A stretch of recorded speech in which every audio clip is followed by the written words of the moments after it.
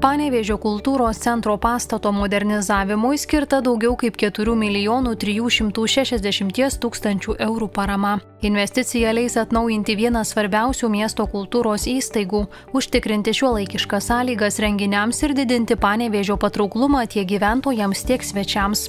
Įgyvendinant Panevėžio kultūros centro atnaujinimo projektą bus siekiama pagerinti pastato energijos vartojimo efektyvumą, sumažinti į atmosferą išmetamų šiltnamio efektą sukeliančių dujų kiekį ir užtikrinti infrastruktūros atitikti higienos normų reikalavimams.